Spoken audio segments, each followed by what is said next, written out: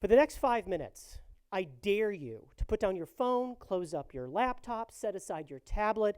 I double dog dare you. I bet you can't sit there and just listen to me, free from the bondage of electronic beeps and tweets or pings. I triple dog dare you.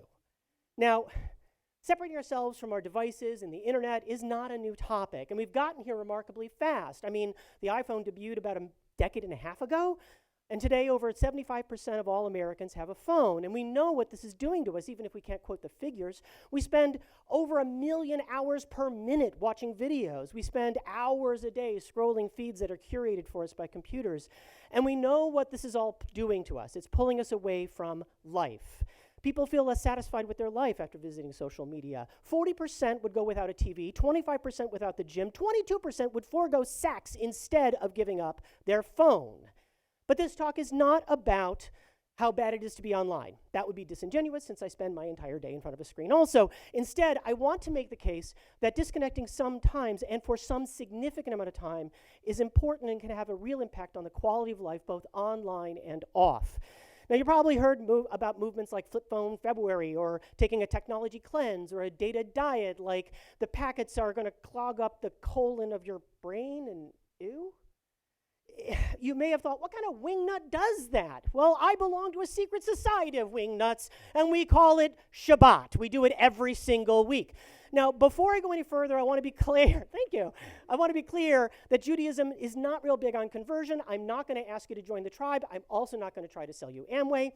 On Shabbat, anything with an on switch is off limits. But Shabbat is only relevant if you are, in fact, Jewish. And since I'm not going to tell you to be Jewish, what is the point of what we're talking about today? Well, in addition to being a part of that group of wingnuts, I've also worked in tech for 30 years. I've disconnected every single week, and it gives me a unique perspective along with tips and workarounds that I want to share.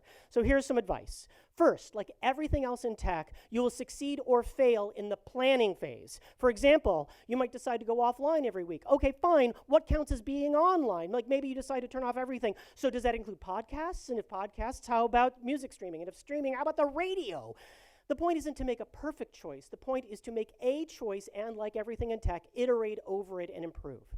Communicate your intentions ahead of time to a few key friends. Tell them you're going to be out of data and cell range. That is the phrase to use. Do not tell them you're going offline. They will troll you until you come back.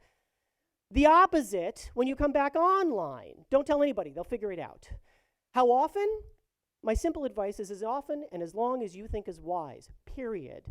It's important to get into the habit of disconnecting and experience the benefits, more important than trying to stick to a one-size-fits-nobody-at-all type of solution. Set parameters for how you reconnect. If turning back on means you have 5 hours of slogging through email and social media, then all that hard-won rest is going to go out the window.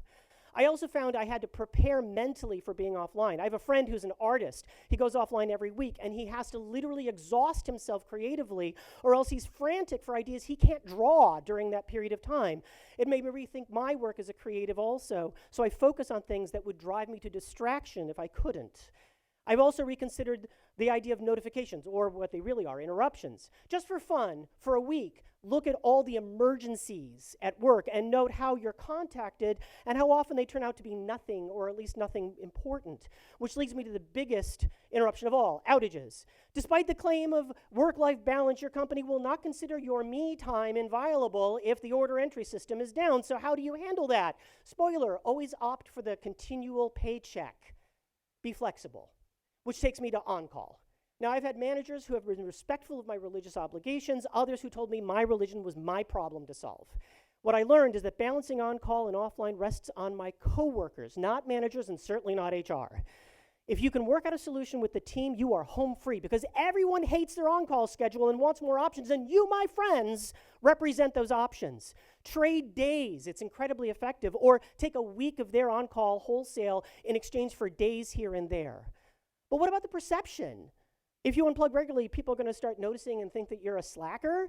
Don't overthink it. When I tell people what I do every week, the thing I hear most often is, oh, I wish I could do that. And really, if you follow my suggestions about communication and prioritizing, you'll have done more than most folks do when they walk out the door. The choice is yours. If you made it to the end of this talk without checking those interruptions, you have my gratitude as well as my respect. And if you couldn't, you might want to think about that. and question whether you're okay with it. Thank you for your time.